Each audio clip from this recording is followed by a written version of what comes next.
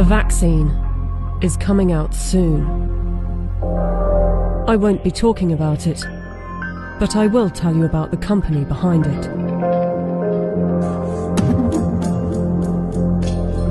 The UK government has purchased 30 million doses of COVID mRNA vaccine from a company called Pfizer.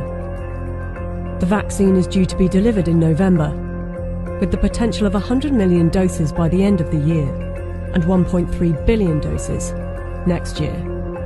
News just out. Pfizer says it could be ready to apply for emergency use authorization for its COVID-19 vaccine candidate by late November.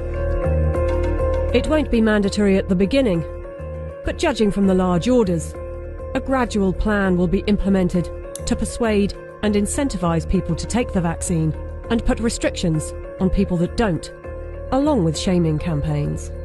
I want to tell them that their decision, they need to understand, will not affect only their lives, which at the end of the day, it is their judgment, but will affect the lives of others. Because if they don't vaccinate, they will become the weak link that will allow this virus to replicate.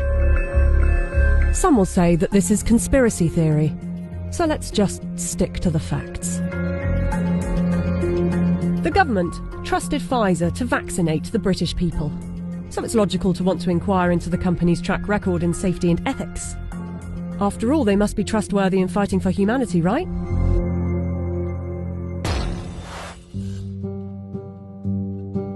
Pfizer made itself one of the largest pharmaceutical companies in the world by purchasing its competitors and through aggressive marketing tactics. What I'm about to tell you is only 20% of their rap sheet, otherwise this video would be hours long, but you can go to our website where you can see the full list. Pfizer received the biggest criminal fine in US history as part of a $2.3 billion settlement with federal prosecutors for mispromoting medicines and for paying kickbacks to compliant doctors. Pfizer pleaded guilty to misbranding the painkiller Bextra by promoting the drug for uses that were not approved by medical regulators. In the 90s, they were involved in defective heart valves that led to the deaths of more than 100 people. The company had deliberately misled regulators about the hazards. The company agreed to pay $10.75 million to settle Justice Department charges. Pfizer also had a class action suit with a $60 million settlement over Resolin, diabetes medication, that resulted in patients dying from acute liver failure, said to be caused by the drug.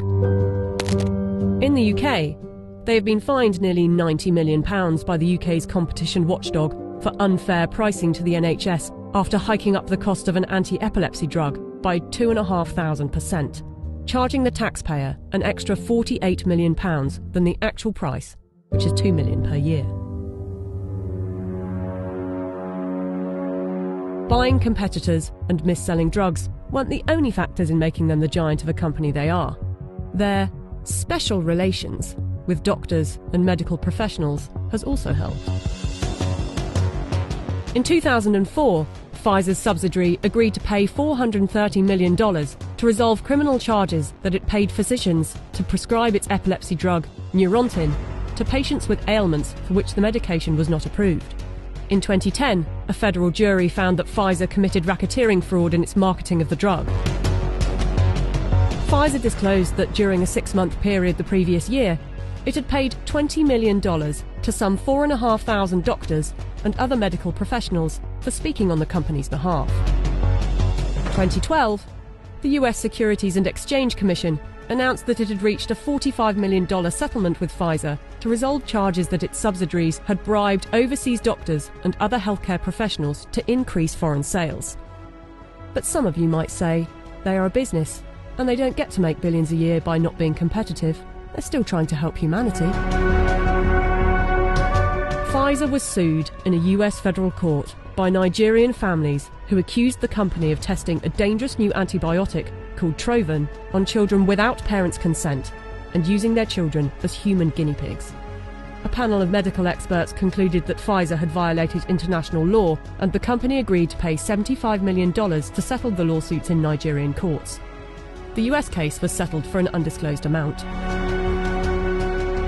Amid widespread criticism of high pricing for poor countries, and in particular AIDS medications, Pfizer offered to donate a 2-year supply of its drug, Diflucan, worth $50 million to the South African government. Yet in 2003, Pfizer backed away from the company's plan to license its AIDS drug for low-cost distribution in poor countries. The list goes on. I don't want to bore you with it. But ask yourself, if it was a car manufacturer, would you buy a car from them?